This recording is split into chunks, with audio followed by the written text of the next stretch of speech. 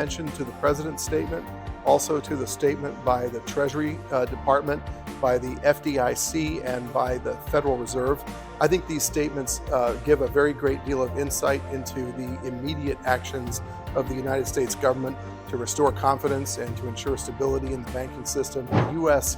has a system that works. It is a system that has worked very well for many decades, and it continues to work very well. Look at the swift actions on Friday and through the weekend. Atul Keshap is an American diplomat and a career United States Foreign Service officer from Virginia who has also served in the U.S. Embassy in New Delhi. In this conversation with Lalit K Jha, he discusses the strengthening Indo-US ties and the implications of the sudden collapse of the Silicon Valley Bank. This is an India Abroad video. Lalit G, it's great to see you. I think things are going great. If you think about the last few weeks, we've had the Secretaries of State, Treasury, and Commerce all visit India. They had fantastic visits. I was particularly pleased to see the announcement by Secretary Raimondo about the semiconductor initiative between the United States and India, and also the strategic trade talks. I think really well. I mean, when you think about all of the stresses and tensions in world affairs, there's a war raging in Europe. We've had inflation, we've had energy shocks, we've had food price shocks. I think US and India are doing really, really well in terms of our increasing strategic convergence, our economic and technological convergence, and of course, our thriving people-to-people relationship. Things are going quite well. What I feel really good about is that business confidence and investor confidence, both by Indian companies looking at the United States and American companies looking at India, is very strong. And if you look at the amount of high-tech innovation being done by our two really innovation societies, it is clear that the US and India are embarked upon a course that is going to get us to 500 billion. I agree entirely with what then Vice President Biden said. I think we can get there. I think our numbers are going up. But again, we've had a pandemic that has delayed us by 2 or 3 years. The focus now is to really work on the semiconductor issues, on pharmaceuticals and life sciences, work on major investments that are pending in both directions. There are things that are in, for instance, energy, where there's a lot of pent-up possibility, where I think we could really see our numbers go up very rapidly. There's always a value in ensuring the availability and the movement of skilled workers. And there are so many skilled workers in India, of course.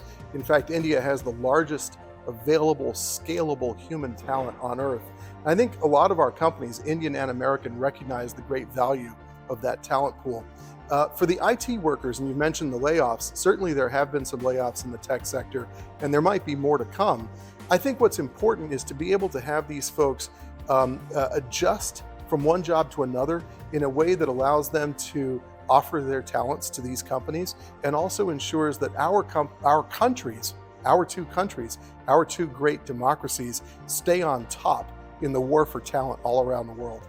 So Lalit G, I would point you, as you mentioned, to the President's statement, also to the statement by the Treasury Department, by the FDIC, and by the Federal Reserve.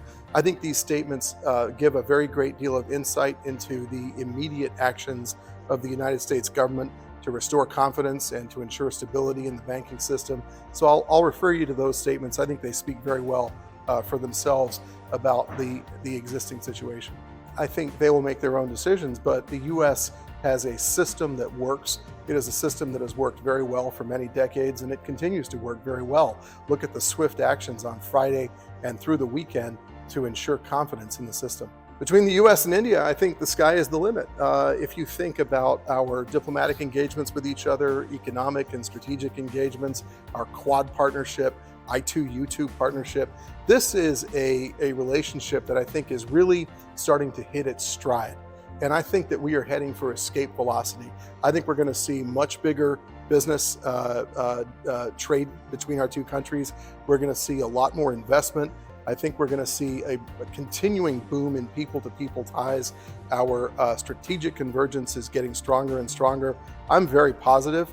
I think that in a way, the pandemic, the war in Europe, all of the geostrategic uncertainty have proven to us that we can trust each other, that we can put faith in each other and that we can achieve great things to ensure the stability, the prosperity, the peace, and the happiness of all freedom-loving people. So in a way, our relations between Washington and Delhi just keep getting stronger and stronger. So I'm very optimistic and frankly very happy about where things are going. What are the key priorities issues for USIBC this year? I think this year we'd like to see an ability by investors in both sides, in both countries, to tap into the potential in both economies. And I think that in the United States, for instance, our governors, our state governors, our federal government try to create a very strong investment regimen that would allow and invite and enable Indian companies to come and work very well here. I think a lot of Indian companies are very profitable here. They've employed a lot of people. That is also true in India, but I think there's a lot more opportunity to open that up in energy, in manufacturing, in semiconductors, in the ecosystem around semiconductors, in so many other different areas. I think having things like the strategic trade dialogue is going to help both sides really address any lingering kind of slowdown in the system that inhibits the movement of business volumes to even greater heights.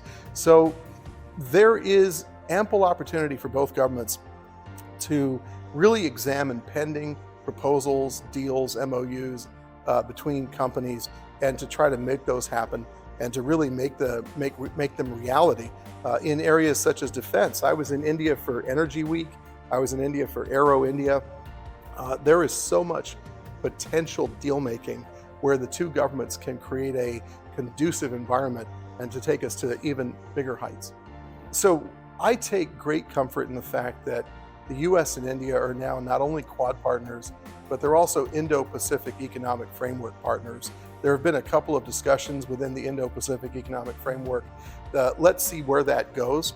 But I think both governments ought to be ambitious about really addressing investment issues, trade issues between our two sides in order to have a greater opening up in both directions.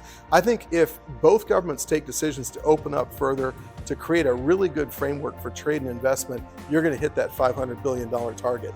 It requires the governments to be ambitious. And I think they've been very ambitious on the strategic and the technology fronts. Now's the time to be ambitious on the trade and investment front.